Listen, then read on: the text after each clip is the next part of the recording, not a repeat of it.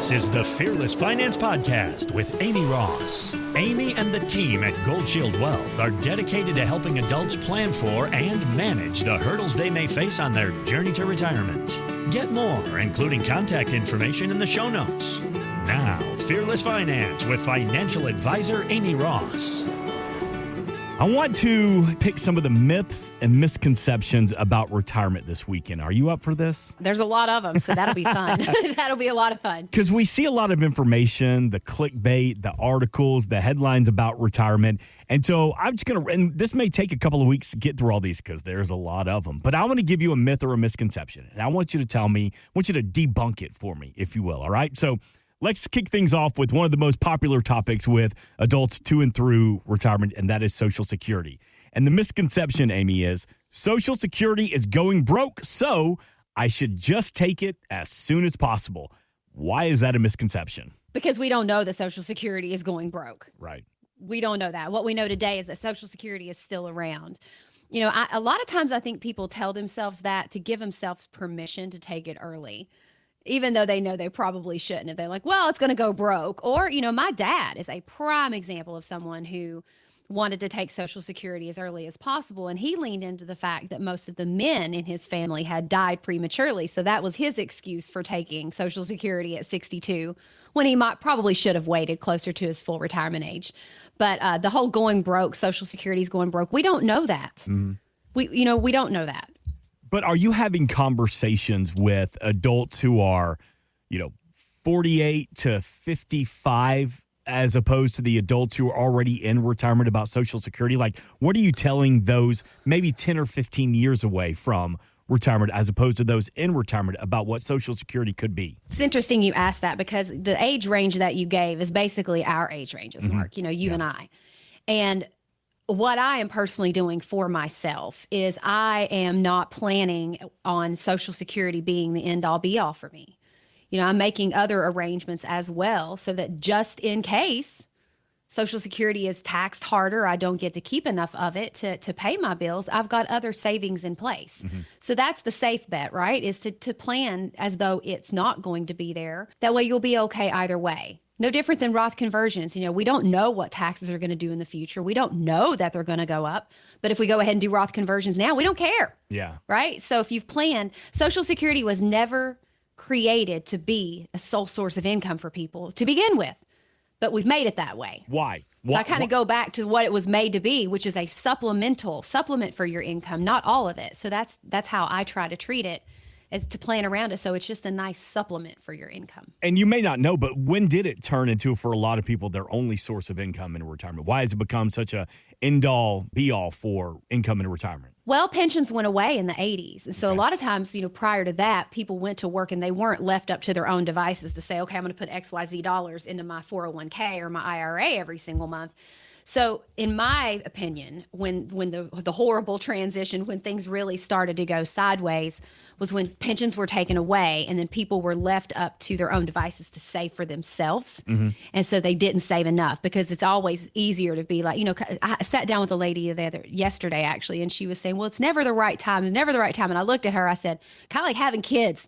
It's never the right time to have a kid either. Right. It's never going to be the perfect opportune time. And another, I guess, a myth or a misconception about Social Security is that, well, you know what, if I need some guidance, that representative at the Social Security Administration, they can point me in the right direction. No, that's not really, it's not their job to tell you how to manage your life savings. Mm-hmm. That's more of something they can provide you with information and the rules, because Social Security definitely comes with its own rule book. That's terrible to read. But I'll tell you, depending on the quality of the service agent that you get at Social Security, it can be a vastly different experience. Some are amazing and they love their jobs and they really do a really good job. And some of them just go to work to get a paycheck and they don't really care that the information they're giving you is right or wrong. Remember, it's still a government program. So, speaking of Social Security, one thing that I do want to point out to all the listeners, because this happens a lot, I was just speaking to a lady that just signed on with me yesterday about it. And she said, yeah, I signed on to my Social Security, but now I've had to pay a lot of taxes this year because my Moser's pension and then my Social Security, none of that was having taxes withheld. And that's another thing. When you turn on your Social Security, they don't take out taxes unless you tell them to. You have to say, hey, how about we hold out 10% or 12% or 20% or whatever you want that to be. They don't automatically do that. And it's a 50-50 shot if the person that you're speaking to is going to say, hey, do you want us to hold out taxes on this or not? Right. So just so many little things. I will say for me personally, now, we're the same age. I'm still 15 years away from retirement, but I did go and sign up and log on and get my account with SSA.gov just to kind of understand better where I'm at. How am I doing? And that's a good resource to have. That's an excellent resource to have. And I tell people that all the time. It's like, it's free. You just log on. It'll at least tell you kind of where you're sitting so that you do know, well, here's what I can rely on for Social Security, and then use the other assets to supplement around it. But Social Security on its own, for the vast majority of people with what it actually pays, doesn't give you that quality retirement lifestyle that you're looking for anyway. It's not going to fund it entirely. That's another myth and misconception I was going to bring up, is that a lot of people think that their Social Security will cover most, if not all, of what I need in retirement. And you just said it, not so fast. That's not going to happen. Not usually, not with the cost of things. If things are crazy expensive, oil keeps going up, which it's unknown. I mean, it might be okay for today, but 5 years down the road, it won't be. 10 years down the road, it won't be. Let's continue on some of the biggest myths in retirement planning. All right, Amy, I know this one's going to hit close to home for you. Healthcare in retirement will only cost about $100,000. How is that a misconception? Well, because it could be worse or better than $100,000. We just don't know. Depends on, that is one thing though at Gold Shield Wealth that I'm very strict on, is that I ask every single person that sits down with me, kind of Medicare, what do you got going on with your health care? Only because I spent so many years seeing it ravage savings accounts of people.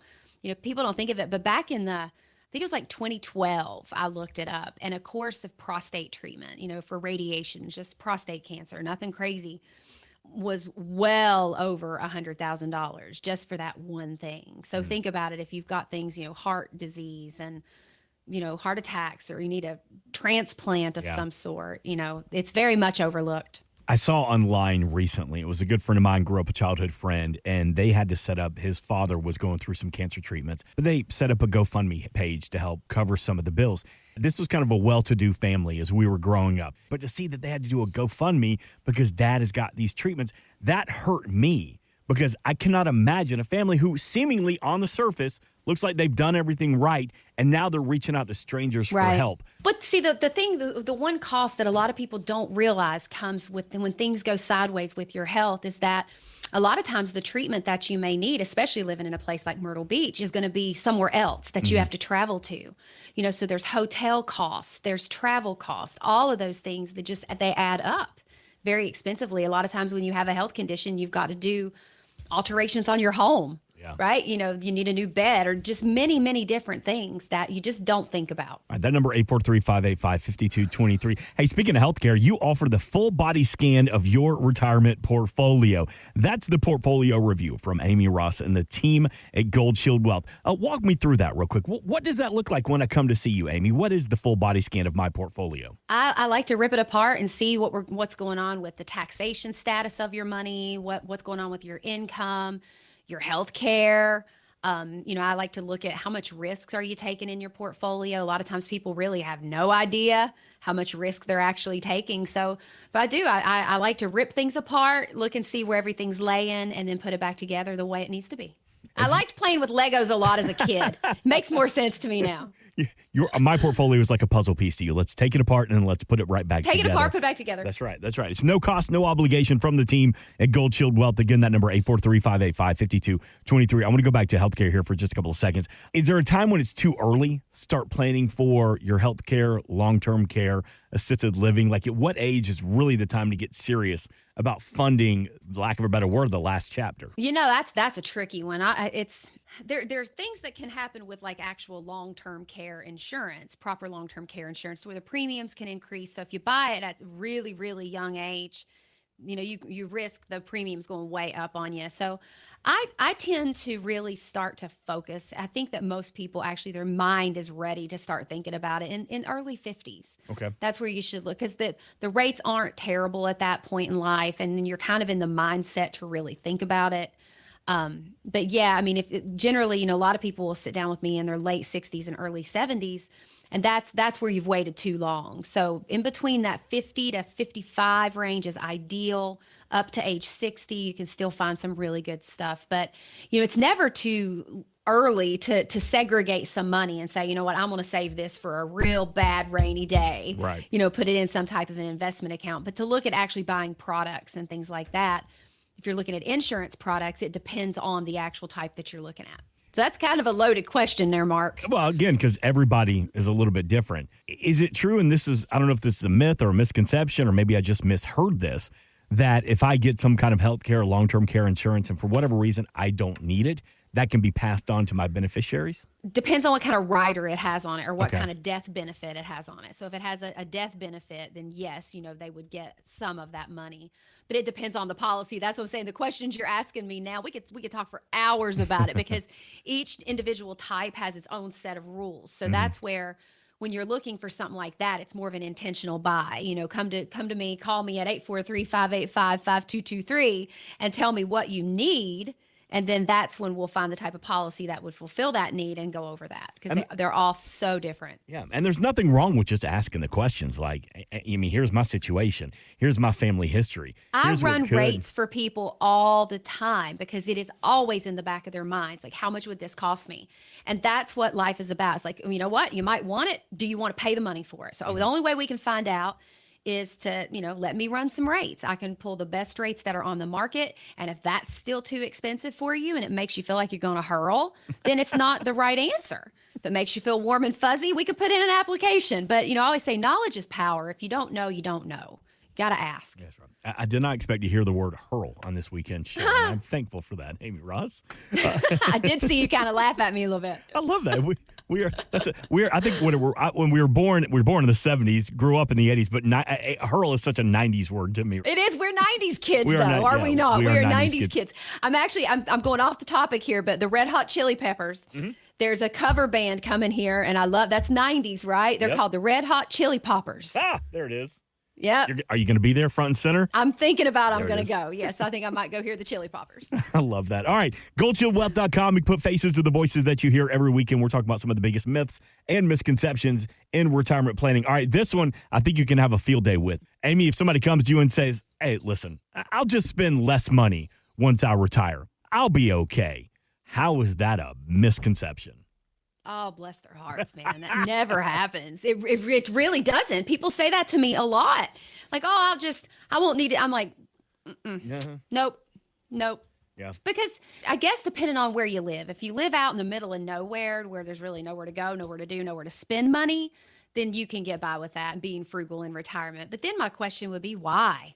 Why'd you work all those years just to be a penny pincher?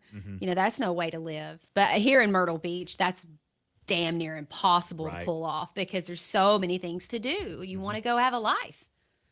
And define for me, and we've said it before, the go slow, and no-go years? Is that? Oh, yeah. So the go years are the fun ones. That's when you feel really healthy. You're not working anymore. You got all this time on your hands.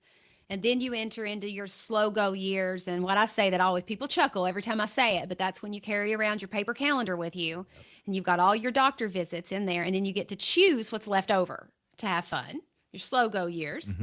And then you've got your no-go years, and that's where long-term care needs and all of those things that happen, all the ravaging of the health care to your savings, that's when you're at risk of that. That's when people will look at Medicaid trust, many different things just to protect their assets, because they haven't planned that out the right way. My mom said once she retired, and I think I might have told you this, but she was funny because in retirement, she was not complaining by any means, but she was talking about how much more money she spends. But it's not because they're taking extravagant vacations or round-the-world cruise or buying new cars. She goes, I used to spend money on the grandkids on the weekends. Well, now every day is a Saturday, and now I'm spending money on the grandkids on Tuesday, Wednesday, and on the weekends as well. But isn't it so good that your mom doesn't have to penny pinch and she can do that? Because obviously it makes her happy, and that's what it should be about. So that's why I try to build my clients' portfolios, to allow them that kind of lifestyle, that they can go waste money on the grandkids, because that's what life should be about, is stupid. When you're in retirement, just go do whatever stupid thing you feel like doing just because you can. You've worked hard enough. You deserve to be stupid. That's how I feel about it, truly. Like, I know I was like punching a clock, going into the same place day in, day out. You earned it, man. Go waste some money. Do you have people that they are afraid? Because the misconception is I'll spend less money when I retire. Do you ever have people that like won't spend any money? They're too afraid to spend their money? Yes, I do. And actually, I had my day made last week when I randomly got a text, a picture of two clients, a husband and a wife, holding a margarita on a cruise ship, because I basically had to wrestle that woman to allow us to take some money out and them go on a trip. So her husband actually thanked me, sent me a picture. It said, "Thank you, Amy," because now they're actually living their lives. But that's the thing. I think a lot of people want permission. They want someone that they respect and that they trust their opinion, and they just want you to say, "Go do it. It's okay. Go do it." So I love doing that for my people. I'm honored to be able to be the one to kick their what and say, "Go spend it, please. Go be stupid. Go live. Go live. Don't be stupid." Yes, yeah, exactly. Did you hear about that couple that it was too expensive to move to an active adult community, so instead they live on cruise ships? You know what? I did hear about that. Yes, they changed cruise ships. And they just and they say it is actually cheaper because of the all-inclusive package, and they have everything they need on the cruise ship. They just live year-round on a boat. I mean, honestly, it's so expensive. I have another client who bought himself a robot. So, huh? It's like a $20,000 robot, but it can pick up, like lift him. It can. I asked him. I was like, "What else can it do? Yeah. Can it help with your toiletry needs? Does it do that?" And he's like, "Don't think so." I'm like, "Well, I mean." At what point? But he did. He owns an actual robot, and to help if he falls, to pick him and his wife up, and it can lift. Okay, so he is married. So this isn't like a loneliness thing. So I just need a No. It's for he and his wife, and it's in place of. I was shocked too. I think it's the funniest thing ever. He and I send each other pictures of robots back and forth now. Get a retirement card from the robot when the robot finally. But I mean, if you think about it, it is a pretty cool idea. If it can truly pick you up if you fall and turn you over if you need reposition. I mean, most things it sounded like it could actually do. I think it could actually feed him, like spoon feed him. No, I've seen too many movies. One day those robots are going to turn. I'd be terrified. It's feeding. Yeah, it could have like a glitch or something to become like a killer robot or something. And once they start recognizing and getting feelings, I've seen too many movies. 843-585-5223. Again, 843-585-5223. Online at goldshieldwealth.com. Not so much a myth or a misconception, but we were talking about a lot of adults are scared to spend their money. But, Amy, do you find that the number one fear for adults to and through retirement remains running out of money? Not having the income to last as long as they do? Yes, it's a fear of basically everybody, and it's a valid fear. It really is. I mean, I think about it as like, if you go broke in your 80s or your early 90s, you are not marketable for a job. You would be at the mercy of your family taking care of you, and most people, their pride doesn't want to allow them to do that. So that's definitely the number one fear, and probably will remain to be till the end of time. And so what are those conversations like? Because we mentioned a couple of minutes ago, we were talking about Social Security as a supplement to income and retirement. Well, give me another couple of examples on how you help people continue to get that paycheck, even after they've clocked out for the last time. I'm a huge fan of positioning some of the money into products that provide an income and aren't affected by the stock market. So fixed indexed annuities with income riders, a lot of people like, because it gives you that peace of mind, that stability, that, the paycheck will just magically show up. Even if you live to be well over 100 years old, it still shows up. So that's why, a lot of my people right now are not freaking out or panicking, because I take care of income number one, meaning, what do we have? And then I also look at income for later too. That's what a lot of people miss. They get it to where it's great for now. But if you think 10 years ago or 20 years ago, how much more would the same $10 buy you? Yeah, it's true. Big difference, right? So that's where I'm very big on income planning. We need today's income. We need the next. We need the slow go years income, and we also need the no go years income, and be prepared for that. A friend of mine was just celebrating their 40th birthday, and at the party they were passing out, here's what happened the year I was born. And you kind of like Price is Right. You fill out how much you think everything costs. And back then, like a loaf of bread was 73 cents. Like a gallon of the insane. good gas was like 88 cents. The average annual salary in America was like $22,000. A new car was like $2,500. And this, 40 years is a long time. Don't get me wrong, but it was still back in the 80s. It don't feel like it was that long That ago. doesn't seem like that long, though, does it? Yeah. Yeah. So when you were talking about fixed indexed annuities as a source of income in retirement, and we talk about annuities a lot here on Fearless Finance with Amy Ross, you say annuities and they go, I think we've gotten calls before from people that say, hey, let's sit down. I've got some questions about my financial future, but Amy, if you mention the word annuities, I'm going to hang up the phone. Why do people have that stigma around them about an annuity? There's many different reasons. One thing that I like to point out is most of the time people don't go online and praise the good things about things. People like to complain and they like to say everything that's bad or wrong. And I'm not saying that some of it's not warranted, but it's not all true. So when you Google things or you do WebMD, you can have yourself dead in no time flat because it's only hyping up the bad stuff, the negative stuff. But a lot of times the whole, do annuities have high fees? Yes, variable annuities can have very high fees. I don't personally use those. So they're not all the same. So that's the biggest problem, is that everybody thinks that they're all the same, and there aren't. There's I think 7 different types. That's a hard question to answer, but on average, annuities are beautiful accompaniments and, additions to portfolios in lieu of bonds. Somewhere out there, they got a bad name. Like I've seen financial commercials saying, whatever you do, never buy an annuity. But for a lot of people, it is such a great opportunity for guaranteed income. Another problem too, and, I'm going to try to say this as kindly as I can. But annuities are commission sales. And so, if I sell you an annuity, Mark, I make a commission off of you. Right. And a lot of times there's so much, instead of the advisor using the annuity as a solution and as something that the client actually needs, there's a lot of product pushing going on. Okay. Or a company, they only have 1 or 2 companies, and it's not that we're using it as an actual solution.